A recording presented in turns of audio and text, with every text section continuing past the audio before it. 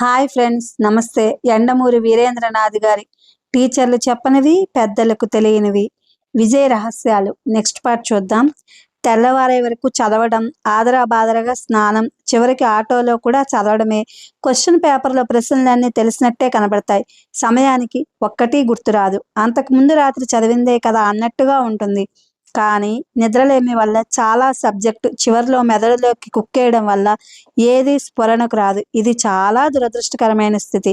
దీనికి ఒకటే మార్గం. మొదటి నుంచి కనీసం గంట సేపు చదవడం, దాన్ని ఒక అలవాటుగా చేసుకోవడం, పరీక్షల ముందు రోజుల్ని కేవలం రివిజన్కి మాత్రమే ఉండేలా చేసుకోవడం. Sleep gates. రోజు గంటలు గడిచే కొద్దీ క్రమక్రమంగా మనం అలసట చెంది చీకటి పడ్డాక నిద్రలోకి జారుకుంటాం అన్న అభిప్రాయం తప్పు. నిజానికి సాయంత్రం అయ్యేసరికి మరింత హుషారుగా ఉంటాం. కేవలం మధ్యాహ్నం పూటే మనకి నిద్ర వచ్చినట్టుగా బద్ధకంగా ఉంటుంది. మనిషిలో స్లీప్ గేట్స్ ప్రతి 4 గంటలకు ఒకసారి తెరుచుకుంటాయని శాస్త్రజ్ఞులు చెప్తున్నారు. మధ్యాహ్నం భోజనం తర్వాత అవి మరింత ఒత్తిడిని తెస్తాయని అంచనా. అందువల్ల విద్యార్థులు లంచ్ అయిన తర్వాత కబుర్లలోకి దిక్కుండా ఏ కాలేజీ లైబ్రరీలోనో ఓ పావుగంట కళ్ళు మూసుకుని విశ్రాంతి తీసుకుంటే ఆ తర్వాత రోజంతా ఉత్సాహంగా ఉంటుంది. దీన్నే ఒకరోజు 2 ఉదయాల థియరీ అంటారు. దీని గురించి చదువు ఏకాగ్రత అన్న పుస్తకంలో వివరంగా చర్చించాను. 5 అడ్డుగోడలు. ఒక విద్యార్థికి రోజుకు 2 గంటల పాటు చదవడం అనే టైం టేబుల్ వేసుకుని దాన్ని ఈ రోజు నుంచే ప్రారంభిద్దామనుకుంటాడు. వాయిదా వేస్తాడు.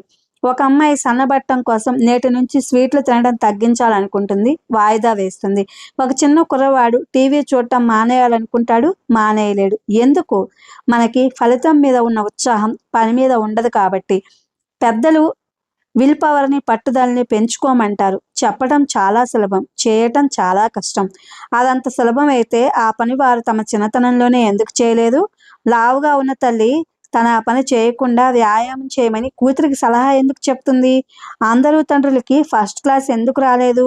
మన మనోశక్తిని పెంచుకోకుండా 5 గోడలు అడ్డుపడుతుంటాయి. అనుకున్నది సాధించాలంటే వాటిని అధిగమించాలి.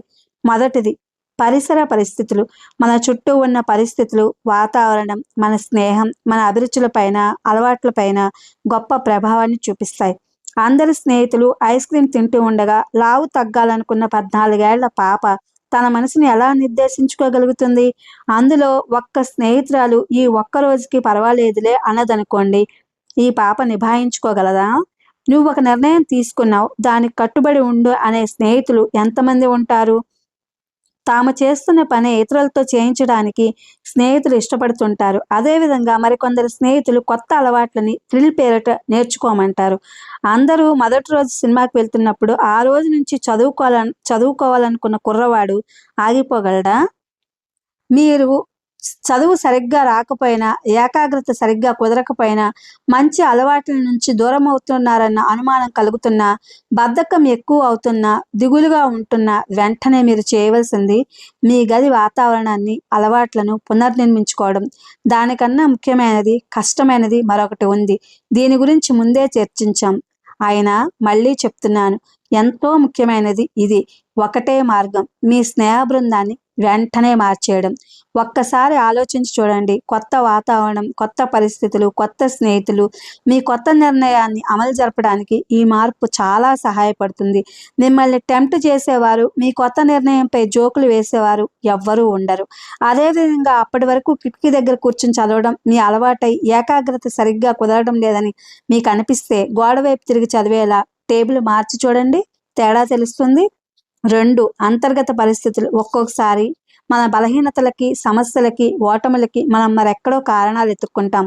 అనాటమీలో తక్కువ మార్కులు వచ్చిన విద్యార్థి, ఇందులో నా తప్పేం లేదు, నాకు అసలు ఈ మెడికల్ కోర్సే ఇష్టం లేదు, నన్ను డాక్టర్ని చేయాలని మా నాన్న బలవంతంగా ఇందులో చేర్పించాడు అంటాడు. వ్యాపారంలో నష్టం వచ్చిన వాడు తన జాతకానికో, వ్యాపారం ప్రారంభించిన దుర్ముహూర్తానికో, వాస్తుకో తన పేరులోని అక్షరాలతో ఆ నష్టాన్ని ఆపాదిస్తాడు. భవిష్యత్తు గురించి ఆలోచించకుండా గతం గురించి ఆలోచించడం, అసలు కారణం వెతకకుండా సాకుల్ని వెతకటం ఈ రకమైన సమస్యలకి మూల కారణం. ఇదొక రకమైన మెంటల్ బ్లాక్. ఈ అడ్డంకి నుంచి బయటపడాలంటే విద్యార్థులు తార్కికంగా అంటే లాజికల్గా ఆలోచించడం నేర్చుకోవాలి. ఇతరులపైనే నెపాలు నెట్టేయడం బలహీనుడి లక్షణం అని తెలుసుకొని ఆ బలహీనత నుంచి బయటపడాలి. ఆత్మనింద.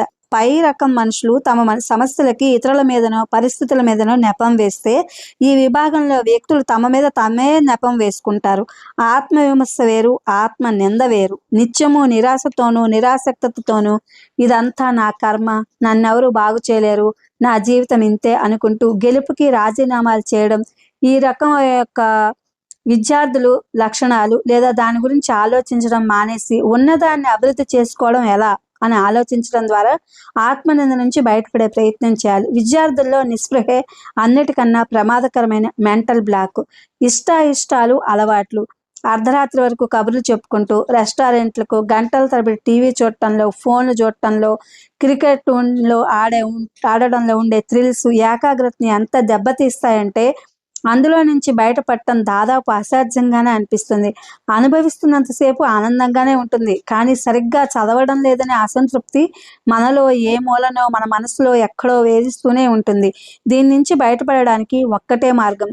ఈసారి టీవీ ప్రోగ్రాంలు చాలా ఇంట్రెస్టింగ్గా ఉన్నప్పుడు ఉన్నట్లుండి సడన్గా అక్కడి నుంచి బయటకు రండి. ఒంటరిగా కూర్చుని నేను ఇంతకన్నా బాగా ఉండటానికి ఏం చేయాలి అని ఆలోచించండి. ఆ నిశ్శబ్దం మీకు సాయం చేస్తుంది, మీ తప్పుల్ని మీకు చెప్తుంది, చేస్తున్న పని మీద ఏకాగ్రత నిలపడం తెలుస్తుంది. కొద్ది కొద్దిగా ఫలితం కనబడడం మొదలవగానే మీ పాత అలవాట్లు మీకే తొలతగా అనిపిస్తాయి. మీలో ఒక కొత్త నువ్వు అని మీరు ఇష్టపడడం ప్రారంభిస్తారు. కృత్రిమ ఆనందాలు. ఒక స్టేజ్లో కొన్ని అలవాట్లు నిరపాయకరమైనవి అనుకున్నవే తర్వాత రోడ్ బ్లాక్స్గా మారుతాయి. పరీక్షల ముందు ఎక్కువసేపు మెలకువగా ఉండడం కోసం తాగే టీ, కాల్చిన సిగరెట్టు తర్వాత వ్యసనాలుగా మారటం దీనికి ఒక ఉదాహరణ. బాధలో త్రాగుడిని ఆశ్రయించిన తర్వాత త్రాగుడిలో ఆనందం పొందడం కూడా ఆ విభాగంలోకే వస్తుంది. అదేవిధంగా అంతర్గత భయాలున్న తల్లిదండ్రులు ప్రేమ పేరిట తమ పిల్లల్లో ఆధారపడే గుణాన్ని నేర్పుతారు. ఆ పిల్లలు పెద్దయ్యాక కూడా ఆధారపడటంలో కృత్రిమ ఆనందం పొందుతారు. పై 5 రకాల అడ్డంకులే అభివృద్ధికి ఆటంకాలు. మీరు మారాలనుకుంటున్నారా? నిజంగా బాగుపడాలనుకుంటున్నారా? అయితే మళ్ళీ ఒకసారి పై 5 అంశాలని చదవండి. మీరు వెనుకబడి ఉండడానికి కారణం అందులో ఒకటి తప్పక ఉండి ఉంటుంది. దాన్ని తెలుసుకుని మారండి. ఇది ఫ్రెండ్స్ యండమూరి వీరేంద్రనాథ్ గారి విజయ రహస్యాలు. Thank you for watching.